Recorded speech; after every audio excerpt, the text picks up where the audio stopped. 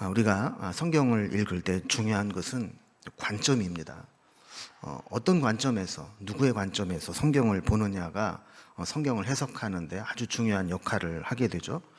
성경, 특히 창세기는 여러 가지 스토리를 가지고 있습니다. 이야기들이 쭉 진행이 되면서 여러 명의 이제 등장인물들이 이제 나오게 되는데, 누구를 중심으로 보느냐, 이거에 따라서 이 스토리의 해석이 달라지는 것이죠. 그런데 그 스토리를 사람의 관점에서만 보면 이 성경의 원뜻을 해석하기가 어렵습니다. 왜냐하면 성경은 하나님이 하신 일을 드러내는 책이기 때문에 그렇습니다. 여러 사람들이 등장을 하기는 하지만 그 등장인물을 통해서 메시지를 주시는 분은 하나님이시기 때문에 우리는 늘 성경을 보면서 그 성경에 하나님이 어떤 뜻을 가지고 계시는가, 이 관점을 놓쳐서는 안 되는 겁니다. 그래서 우리가 성경의 위대한 인물들을 공부할 때 주의해야 할 것은 뭐냐면, 그 사람을 너무 영웅시하거나 위인전처럼 봐서는 안 된다는 것이죠. 요즘 우리가 읽고 있는 요셉의 이야기도 마찬가지입니다. 아버지 야곱의 사랑을 받던 요셉이 형들의 시기와 미움으로 애굽의 종으로 팔려옵니다. 그리고 억울한 누명을 쓰고 감옥에 들어가게 됩니다. 믿음으로 살려고 하고 주어진 상황에서 최선을 다하며 살았지만 그의 인생은 점점 내리막길로 곤두박질 치는 것처럼 보입니다. 그럼에도 불구하고 요셉은 하나님을 원망하거나 사람들을 원망함으로 세월을 허비하지 않았습니다. 자, 이렇게 보면 요셉이 참 멋진 모습을 보여주고 있죠. 그러나 이렇게만 보고 끝나면 안 된다는 겁니다. 물론 요셉의 모습 속에서 우리가 배워야 될, 또 본받아야 될 아주 귀하고 아름다운 훌륭한 신앙이나 성품의 모습이 분명히 있습니다. 그러나 우리는 그것들을 보면서도 한편으로는 그 배후에서 하나님이 어떤 일을 지금 하고 계시는가, 이거를 놓치지 말고 바라볼 수 있어야 합니다. 그래서 요셉이 감옥에서 앞으로 나가게 되는 것도 중요하고, 또 바로를 만나서 총리의 자리에 올라가는 것도 중요하지만 그 배후에서 하나님이 어떻게 역사하고 계시고 마지막에 하나님이 계획하시는 섭리가 무엇인가, 이거를 우리가 계산하고 보는 것이 더 중요합니다. 요셉의 인생 가운데 어떤 하나님의 개입하심이 있었고 또 하나님이 어떤 일들을 드러내고 계시는가가 우리가 성경을 보면서 봐야 될 중요한 관점이라는 것이죠. 여러분, 우리도 마찬가지입니다. 우리의 인생 가운데에도 우리 주변에도 여러 가지 일들이 벌어지고 있지 않습니까? 근데 그 상황들 가운데 내 주변에 어떤 일이 일어나고 있느냐, 이것도 중요하지만 더 중요한 것은 이 일들, 이 상황들을 통해서 하나님이 나에게 어떤 계획을 가지고 계시는가, 나를 어떻게 인도하고 계시는가, 이게 더 중요하다라는 겁니다. 오늘 본문을 우리가 좀 살펴보면 요셉과 전혀 관계없는 어떤 곳에서 일어난 사건이 요셉과 중요하게 연결되는 장면으로 이어지는 것을 보게 됩니다. 우린 지난 시간에 요셉이 감옥에서 바로 왕의 두 관원장의 꿈을 해석해 주면서 특히 술 맡은 관원장이 복직을 하게 된다라는 것을 살펴보았습니다. 그래서 이제 요셉이 그 꿈을 이제 해석해 주면서 그런 뜻으로 이야기를 한 거죠. 만약에 자신의 해석대로 당신이 사흘 안에 복직이 되어서 왕 앞에 서게 된다면 이 꿈을 꾸게 하시고 알리신 하나님의 뜻이 있다라는 거예요.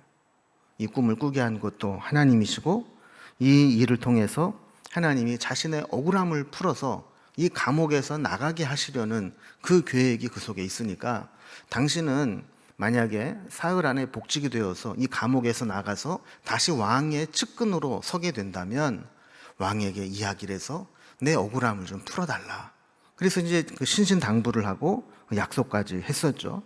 자, 그런데 이 술 맡은 관원이 감옥에서 나가서 복직을 하게 되었는데 요셉을 기억하지 못하고 만 2년이라는 세월을 그냥 지내버리고 맙니다. 요셉은 여전히 감옥에 있었고 술 맡은 관원은 감옥 일은 까마득하게 잊어버리고 다시 왕궁에서 자기가 예전에 하던 일들을 열심히 하고 있었죠. 여러분, 술 맡은 관원장의 입장에서 본다면 감옥에서 뭐 종살이하고 있었던, 감옥살이를 하고 있었던 히브리에서 온 이 어린 이 종이 뭐 그렇게 중요하지 않았습니다. 여러분, 이 세상의 관점으로 본다면 이 술 맡은 관원장에게서 이 히브리 종은 그냥 잊혀지는 게 오히려 자연스럽고 당연한 일처럼 보입니다. 요셉에게나 이 사건이 참 절실하고 중요한 것이지, 뭐 술 맡은 관원장의 입장에서 본다면 그 요셉 뭐가 그렇게 중요하겠어요.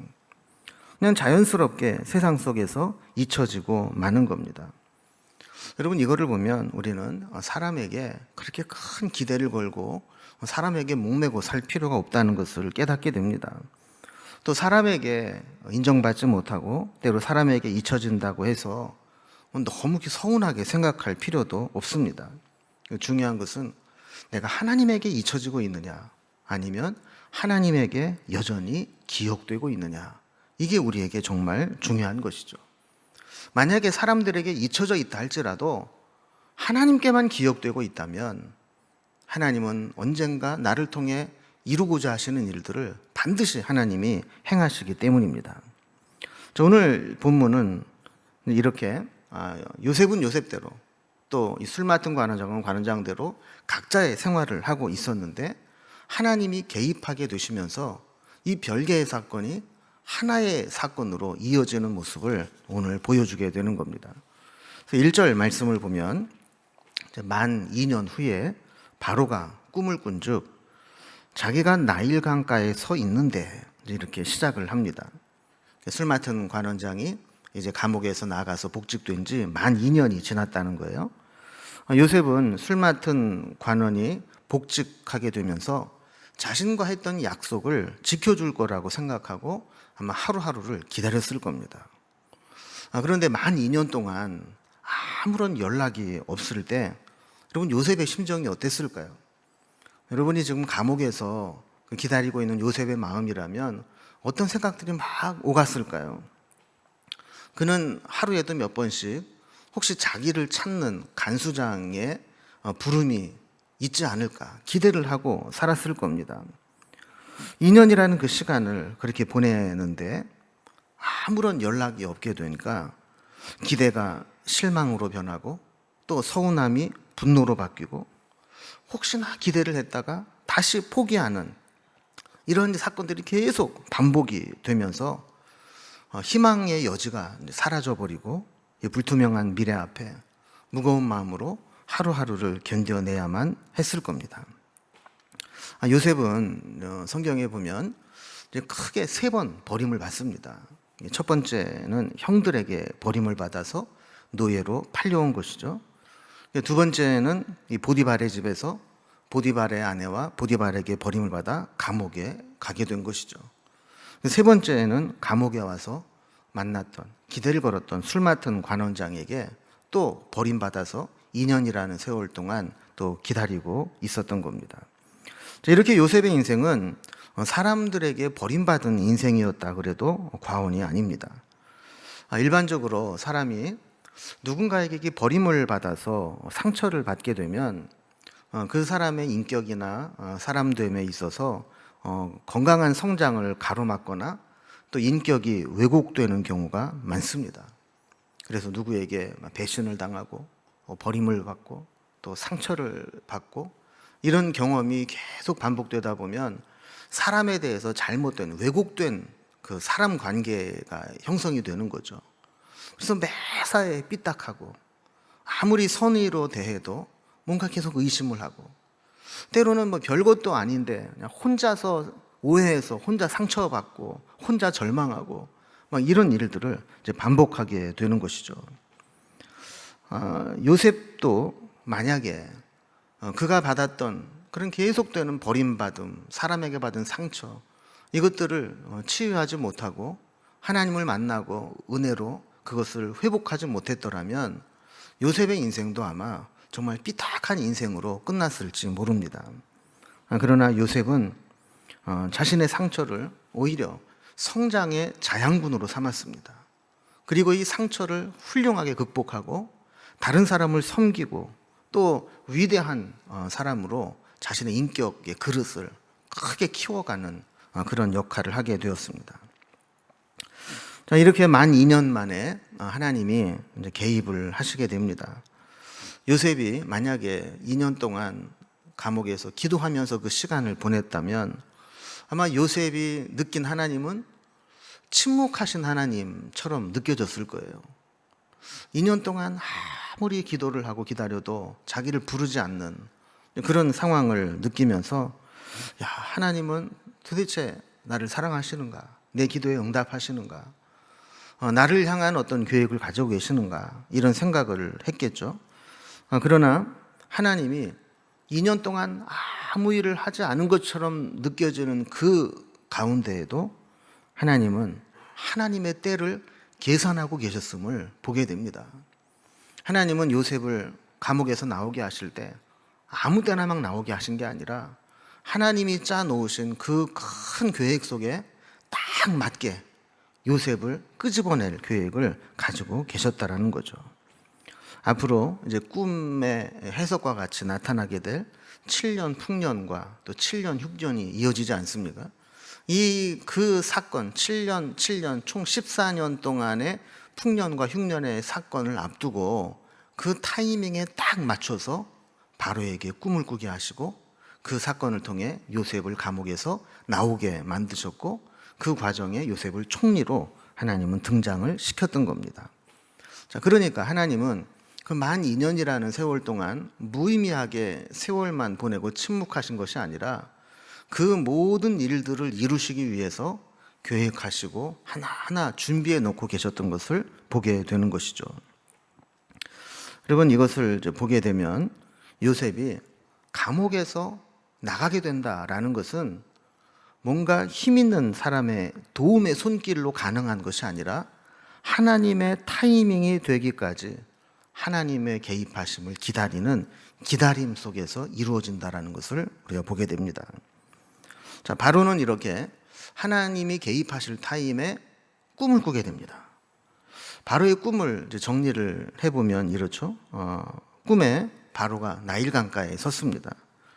여러분, 이 나일강은 애굽에는 아주 젖줄이고 생명이고 신앙입니다. 애굽, 이집트 제국의 힘과 풍요로움의 상징이죠. 아름답고 살찐 7암소가 강가에 올라와서 그 갈대밭에서 풀을 뜯어먹고 있습니다. 마치 에덴 동산과 같이 풍요로운 그 들판에 아주 아름답고 살찐 소들이 한 마리도 아니고 7마리가 다 올라와서 평화롭게 풀을 뜯어먹고 있는 거예요. 여기까지만 봤더라면 아마 이 바로 왕이 마음에 흡족했을 거예요. 자, 그런데 3절에 보면 그 뒤에 흉하고 파리한 다른 7암소가 나일 강가에서 올라와 함께 있는 모습이 그려지고 있습니다. 그러니까 아름답고 살찐 소는 좋았는데 그 다음에 보면 아주 흉하고 파리한, 보기에도 아주 고약스럽게 생긴 그런 소들이 또 7마리가 오는 거예요. 어울리지 않잖아요. 근데 그 다음 4절을 보면 그림이 더 안 좋아집니다. 그 흉하고 파리한 소가 그 아름답고 살찐 7소를 먹어버립니다. 그럼 일반적으로 보면 힘세고 살찌고 이런 게 힘없고 이런 걸 몰아내잖아요. 근데 여기는 이게 정반대로 된 거예요. 아주 흉하고 파리한 7소가 아름답고 살찐 소를 잡아먹어 버렸다라는 거예요. 이 꿈을 꾸다가 바로가 잠시 깹니다. 그런데 별게 아니겠지 하고 다시 잠이 들어서 꿈을 꾸는데 꿈의 형태는 달랐지만 뭔가 일관성이 있는 또 다른 꿈을 꾸게 됩니다. 그 소가 이삭으로 곡식의 이삭으로 바뀌기는 했지만 꿈이 주는 메시지는 동일하다는 것을 알 수 있는 꿈이었죠. 한 줄기에서 무성하고 충실한 7 이삭이 나옵니다. 여러분, 7 또 이 무성하고 충실하다, 풍성함의 상징입니다. 그런데 그 후에 가늘고 동풍에 마른 7 이삭이 나옵니다. 아름답고 살찐 7 암소 다음에 흉하고 파리한 다른 7 암소가 등장한 것 같이 이렇게 무성하고 충실한 일곱 이삭 다음에 동풍에 가늘고 마른 이삭이 등장을 합니다. 그런데 마찬가지로 이 충실한 일곱 이삭을 이 가늘고 마른 일곱 이삭이 삼켜버렸다 그럽니다. 자, 그리고 나서 바로가 꿈에서 깹니다. 7절 뒷부분에 보면 바로가 깬즉 꿈이라 그랬습니다. 이 원어적 의미는 바로가 깨고 나니 휴 꿈이었다, 이런 형식으로 돼 있어요. 여러분, 그러니까 바로 입장에서 보면 야, 이게 꿈이었으니까 망정이지 만약에 이게 사실이라면 큰일 날 뻔했네. 그리고 휴 하고 한숨을 내쉬고 어휴, 꿈이었네, 이렇게 해석이 될 수 있다는 거예요. 자, 그런데 시간이 가면 갈수록 이 바로 왕은 이 꿈을 생각해 보면서 야, 이 꿈이 보통 꿈이 아니구나 라는 것을 깨닫게 됩니다. 그래서 8절에 보면 아침에 그의 마음이 번민하여 사람을 보내어 애굽의 점성가와 현인들을 모두 불러 그들에게 그의 꿈을 말하였으나 그것을 바로에게 해석하는 자가 없었더라 그랬습니다. 여러분, 여기에 바로가 깨어서 마음이 번민했다라는 것은 꿈자리가 뒤숭숭해서 마음이 안정이 안 되고 불안함을 느꼈다라는 뜻입니다. 그러니까 처음에 이 소들의 꿈을 꿀 때는 뭐 별거 아니겠지 하는 마음에 그냥 다시 잠자리에 들었어요. 그런데 새벽녘에 다시 반복되는 꿈을 통해서 이 이삭의 꿈을 꾸게 되었을 때에는 야, 이게 뭔가 꿈이 연결되는 거 아니야? 이 꿈이 연결된다면 뭔가 이 꿈을 통해서 나에게 신적 계시가 나타나는 거 아니야? 이런 생각이 들면서 그의 마음은 극도의 불안감을 느끼게 되었다라는 것이죠. 그래서 급하게 아침에 이제 업무가 시작되자마자 애굽의 모든 점술가들과 현인들, 지혜가 있다는 사람들을 다 불러 모읍니다. 어떤 주석책에 보면 고대에는 이렇게 꿈을 해석하는 그런 학문이 있었대요. 그리고 그런 책도 있었고, 그래서 무슨 꿈은 뭐고, 또 꿈에 뭐가 나타나면 뭐 어떻게 되고, 뭐 이런 것들을 이제 학문처럼 이렇게 배우는 사람들이 있었다는 거예요. 그래서 그런 사람들을 다 불러 모아서 자신의 이 꿈을 이야기를 하고 이게 무슨 뜻이냐 해석을 해라 이랬는데 아무도 그 꿈을 해석할 수가 없었다라는 거예요. 16절에 보면 요셉이 바로에게 대답하여 이르되 내가 아니라 하나님께서 바로에게 편안한 대답을 하시리이다. 그 애굽의 다른 사람들은 해석을 못하는데 요셉은 하나님이 편케 어렵지 않게 꿈을 알려주실 겁니다. 또 25절을 보면은요, 요셉이 바로에게 아뢰되 바로의 꿈은 하나라 하나님이 그가 하실 일을 바로에게 보이심이니이다, 이렇게 얘기를 했어요. 또 32절을 보면 바로께서 꿈을 2번 겹쳐 꾸신 것은 하나님이 이 일을 정하셨음이라 하나님이 속히 행하시리니 그랬어요. 그럼 너무 대조적이죠? 애굽의 최고의 지혜를 가진 자들, 애굽의 최고의 점술가들 다 불러도 그 꿈이 어떤 꿈인지 해석을 못하는데 요셉은 너무나 분명하게 또 당당하게 그 꿈을 해석해 준 겁니다. 여러분, 이걸 보면 하나님이 꾸게 하신 꿈은 사람이 해석할 수 없다는 것을 성경이 우리에게 보여주고 있습니다. 그리고 반대로 하나님이 깨닫게 하시면 그 꿈이 분명하게 이해될 수 있다는 것도 보여주고 있는 것이죠. 자, 이렇게 요셉이 등장하기 전까지 애굽 왕실에는 비상이 걸렸습니다. 바로는 심란한 꿈을 꾸고 불안해서 견디지 못하는데 아무도 그 꿈을 해석해 주지 못하고 있습니다.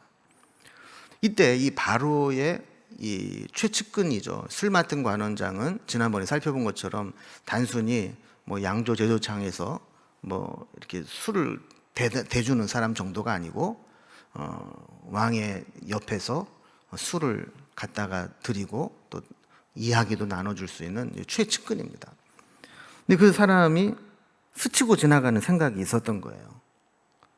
2년 전에 감옥에 갇혔을 때 자기하고 떡 맡은 관원장이 동시에 한날 밤에 꿈을 꿨는데 그 꿈을 요셉이 기가 막히게 해석을 해주고 그 해석대로 자기가 나오게 된 일이 생각이 난 겁니다.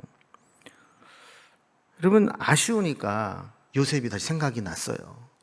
2년 동안 까마득하게 잊어버리고 생각도 안 하고 살아가고 있다가 지금 자기가 모시고 있는 바로가 꿈 때문에 막 번민하고 불안해하고 이런 모습을 보면서 그때 요셉이 드디어 생각이 난 겁니다. 이 술 맡은 관원장은 요셉을 소개하기 위해서 자신이 감옥에 있었을 때 기억을 소환하며 그때 있었던 일들을 바로에게 이야기를 하죠. 그러면서 요셉과 약속을 지키지 못한 것이 자기의 큰 불찰이었다라는 것을 인정을 합니다. 그래서 뭐라고 얘기를 해요? 내가 오늘 내 죄를 기억하나이다. 내가 그 사람하고 약속을 했는데 2년 동안이나 내가 약속을 못 지키고 있었습니다.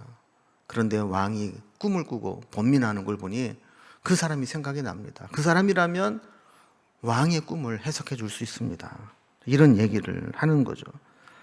자, 그리고 2년 전 친위대장 집에 있을 때 꿈을 어떻게 그가 해석을 해 주었는지 그 예를 들어서 설명을 합니다. 여러분, 이거를 보면 하나님은 2년이라는 세월이 지나도 여전히 잊지 않고 기억하시고 이 떡 맡은 관원장을 통해 하나님의 일을 행하시는 것을 보게 됩니다. 여러분, 2년 동안 잊어버리고 있으면 그냥 아주 잊어버리는 겁니다. 그러나 하나님이 일하기 시작하시면 다 잊어버린 것 같은 기억을 되살려서라도 하나님은 하나님의 뜻을 이루시는 것을 보게 됩니다. 자, 이런 신통한 이야기를 들은 바로는 즉시 요셉을 부릅니다. 14절에 보면요, 이에 바로가 사람을 보내어 요셉을 부르매 그들이 급히 그를 옥에서 내놓은지라. 요셉이 곧 수염을 깎고 그의 옷을 갈아입고 바로에게 들어가니 그랬습니다. 여러분, 기가 막히지 않습니까? 이제 잊혀진 것 같았던 요셉이 바로 왕 앞에 급하게 부름을 받고 서게 됩니다. 근데 여러분, 일반적이고 정상적인 상황이라면 바로가 보디발의 감옥에 있는 히브리족 요셉을 찾거나 부를 일이 있을까요? 그럴 일은 전혀 없습니다. 아무리 세월이 오래 흐르고 또 요셉이 감옥에서 아주 훌륭한 일을 하고 성실하게 자기 소임을 다했다 할지라도 바로 왕이 그런 요셉에게까지 신경을 쓰고 그를 왕궁으로 부를 일은 없습니다. 만약에 정말 소문이 났다 할지라도 그냥 왕궁에서 어떤 자리 하나 내주고 그냥 감옥에서 꺼내줘라 이 정도지, 바로 왕과 독대해서 이야기를 할 정도로 그렇게 상황이 되지는 않습니다. 그런데 하나님이 바로와 요셉을 만나게 하시려고 작정을 하시니까 이렇게 만나게 되는 겁니다. 하나님께서 요셉을 바로 앞에 세우시려고 하시면 바로가 요셉을 찾아서 이렇게 바로 앞에 오게 하시는 거죠. 여러분, 하나님이 하시는 일을 보면 참 놀랍습니다. 우리가 잘 아는 대로 사도 바울이 그 로마에 가기를 원했잖아요. 그 당시만 하더라도 모든 길은 로마로 통한다 그리고 로마에 가서 복음을 전하고 로마가 복음화되면 전 세계가 복음화될 것을 알았기 때문에 로마에 가기를 원했어요. 그런데 바울이 자기 힘으로 로마까지 가기 힘드니까 죄수가 되어서 재판을 받으러 그 로마로 그 많은 군인들이 이 바울을 보호하면서 로마로 보내는 것을 보게 되지 않습니까? 여러분, 하나님이 하시는 일이 바로 이렇습니다. 요셉과 바로도 일반적으로라면 죽었다 깨나도 만날 수 없는 상황이지만 이런 꿈을 통해서, 그리고 그 바로의 꿈 이전에 그 감옥에 갇혀서 술 맡은 관원장과 꿈 해석을 해준 사건들을 통해서 요셉과 바로는 이렇게 독대를 하게 된 것이죠. 자, 이렇게 보면 요셉이 왜 노예로 팔려갔는지, 그리고 보디발의 집으로 가게 되었는지, 그리고 거기에서 억울한 누명을 쓰고 감옥에까지 들어가게 되었는지, 그리고 그곳에서 술 맡은 관원장의 꿈을 해석해 주었지만 약속을 어기고 2년 동안 그렇게 지루하고 힘든 기다림의 시간을 보냈는지, 그 전까지 풀리지 않았던 이 모든 사건들이 그래서 그랬구나 라고 보이기 시작을 하고 의문이 풀리기 시작을 하는 거죠. 요셉을 만난 바로는 요셉에게 꿈 해석을 요청했고, 요셉은 하나님께서 평안히 대답하실 것이다 라고 하면서 그의 꿈을 해석을 해주게 되죠.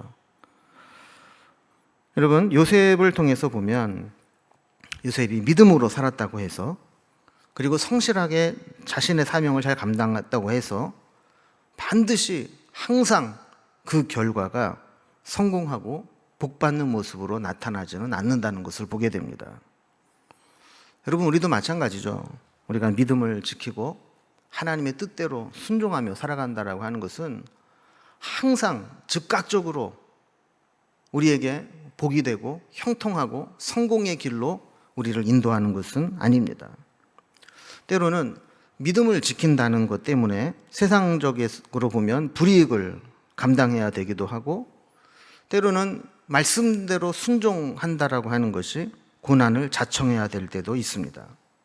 그러나 성경이 우리에게 말씀하고 있는 것은 지금 당장은 믿음으로 살았기 때문에 불이익을 당하고 내가 받을 이익을 포기해야 된다 할지라도 시간이 지나고 나면 그것이 진짜 참된 복이고 하나님의 은혜라는 것을 깨닫게 될 때가 온다는 겁니다. 하나님이 함께 하시고 하나님이 우리를 인도하신다는 것을 믿는다면 우리는 믿음 때문에 고난과 역경을 당해도 그것 때문에 실망할 것이 아니라 그 속에 하나님의 인도하심이 있음을 바라보아야 된다는 겁니다. 그래서 성경은 계속해서 요셉의 상황과 형편은 계속 나빠지고 점점 나락으로 떨어지는데도 성경은 계속 일관적으로 하는 말씀이 여호와께서 요셉과 함께 하심으로 그가 범사에 형통한 자가 되었더라 라는 말씀이에요. 성경을 읽으면 전혀 형통하지도 않고 전혀 잘된 것 같지도 않은데 성경은 너무나 당당하게 하나님 요셉과 함께 하심으로 요셉의 하는 일이 범사에 형통한 자가 되었다, 이렇게 말씀을 하고 있다는 거예요. 오늘 말씀의 제목과 같이 하나님은 꿈을 꾸게도 하시고 해석하기도 하시고 그 꿈을 이루기도 하시는 분입니다. 때로는 하나님의 사람에게만 꿈을 꾸게 하는 게 아니라 하나님을 모르는 바로 왕에게도 꿈을 꾸게 하시고 그 해석을 알게 하시고 그 꿈대로 이루시는 분입니다. 믿음의 사람은 하나님이 하시는 일을 볼 줄 알아야 합니다. 그것이 꿈을 통해서 우리에게 보여주시는 것이든 아니면 성경 말씀을 통해서 우리에게 보여주시는 것이든 아니면 되어지는 상황 속에서 하나님의 계획과 섭리를 보여주시는 것이든 우리는 눈에 보이는 것, 들리는 것만이 아니라 그 배후에 역사하시는 하나님의 섭리를 볼 줄 알아야 된다는 것이죠. 이제 오늘 말씀을 마무리하면서 우리가 세 가지 정도만 한번 생각을 해봤으면 좋겠습니다. 먼저 첫 번째는 이 세상 모든 것이 다 하나님의 손에 있음을 다시 한번 기억할 수 있기를 바랍니다. 사람은 나름대로 다 자기 잘난 맛에 살아갑니다. 적어도 자기가 이 세상의 주인공인 것처럼 살아갑니다. 모든 역사는 나를 중심으로 움직이는 것처럼 생각합니다. 그러나 역사를 움직이는 것은 영웅도 능력 있는 사람도 아닌 하나님이십니다. 지금까지 이루어진 상황을 보면 그것이 요셉을 바로에게 세우기 위한 무대였고 그 상황까지 등장했던 모든 사람들은 다 요셉을 하나님께서 쓰시기 위해서 만드신 드라마의 엑스트라에 불과합니다. 더 넓게 보면 바로 왕조차도 그가 바로의 애굽의 왕으로 신처럼 살았지만 하나님의 역사 속에서는 요셉을 통해 하나님이 행하실 일을 위한 엑스트라에 불과하다는 겁니다. 이렇게 우리는 다 자기가 주인공인 줄 알고 착각하고 폼잡고 살아가지만 역사의 무대 감독이신 하나님이 허락하시는 범위 내에서 자기 대사를 하고 내려와야 되는 배우에 불과하다는 사실을 기억해야 됩니다. 그래서 우리는 이 모든 것이 하나님이 하시는 일이고 우리는 그 섭리를 깨닫고 따라갈 뿐이다 라는 생각을 가지고 살아야 된다는 거죠. 두 번째 우리가 생각해 볼 것은 사람이 아무리 강한 척해도 지극히 작은 일에 연약함을 보이는 존재가 사람이라는 것을 알아야 됩니다. 여러분, 당시 애굽의 바로는 신과 같은 존재였습니다. 그런데 밤에 꿈 때문에 마음을 잡지 못하고 불안해하면서 온 나라를 뒤집어 흔들어 놓고 있지 않습니까? 점술가들과 현인들을 불러 모아 놓고 이 꿈 해석을 해내라고 닥달을 하고 있습니다. 이 꿈을 해석하지 못하면 불안해서 견디지 못하는 것. 이게 사람입니다. 여러분, 사람을 무너뜨리는 것은 큰 게 아닙니다. 작은 일에 신경이 쓰이고 그것 때문에 불안해하고 그 일로 인해서 착각하고 오판하게 만들어서 실수하고 큰 일을 그르치게 될 수 있는 게 인간이라는 것이죠. 여러분, 때로는 작은 서운함 하나 때문에 큰 일을 그르치기도 하고 아주 사소한 오해가 좋았던 관계를 험악하게 만들기도 합니다. 여러분, 우리를 힘들게 하는 게 그렇게 큰 문제가 아니에요. 그래서 이런 유명한 이야기가 있잖아요. 사막을 건너온 사람에게 당신을 정말 힘들게 했던 게 뭐냐 그랬더니 뜻밖에도 나를 정말 힘들게 한 거는 내 신발 속에 자꾸 들어오는 모래였다고. 근데 신발 안에 모래가 하나 딱 들어와 가지고 계속 밟히게 되면 그것 때문에 물집이 생기고 발이 찔리고 상처가 나서 걸어가기 힘들었다라는 것이죠. 여러분, 정말 우리를 힘들게 하는 것은 때로 아주 작은 것일 수 있습니다. 포도원을 허무는 것도 작은 여우 한 마리고 우리의 경건이나 우리의 믿음을 흔드는 것도 큰 사건이라기보다는 마음속에 드는 작은 생각, 가라지와 같은 작은 섭섭함, 이런 것들이 우리의 믿음과 경건을 흔들 수 있다라는 거예요. 그래서 우리는 나를 정말 힘들게 흔들 수 있는 게 무엇인가를 생각하면서 우리도 이 작은 것을 관리하고 다스리지 못하면 이렇게 힘들 수밖에 없는 연약한 존재구나라는 것을 깨달아야 됩니다. 마지막 세 번째 교훈은 사람에게 신경 쓰지 말고 하나님의 때를 기다려야 한다는 겁니다. 여러분, 사람은 참 신기한 존재입니다. 사람 때문에 살 의미를 찾고 큰 역경을 이겨낼 힘을 얻기도 하고 반대로 사람 때문에 상처를 받고 더 이상 살 필요가 없다고 생각을 하고 아픔을 겪기도 합니다. 아까도 살펴보았지만 요셉은 3번이나 사람들에게 버림을 받고 상처를 입었습니다. 그들은 요셉을 버려서는 안 되는 사람이었고 참 믿었던 사람이었고 잘해주었던 사람입니다. 심지어는 요셉에게 은혜를 입었던 사람도 있습니다. 그런데 그들로부터 버림받고 잊혀진 존재가 되었습니다. 그리고 많은 사람들이 그런 이야기를 합니다. 나는 너 때문에 지금 이렇게 힘들고 고통스러운 시간을 보내고 있는데 너는 어떻게 아무렇지도 않게 그렇게 편안하게 잘 살고 있냐. 이것 때문에 더 괴롭고 고통스럽다 이야기하는 사람이 있습니다. 그런데 요셉을 보면 요셉은 그런 거 신경 쓰지 않았습니다. 여러분, 하나님의 사람은요, 사람을 상대하는 게 아니고 하나님과 상대하는 사람입니다. 하나님과 상대하면 사람은 하나님이 상대해 주십니다.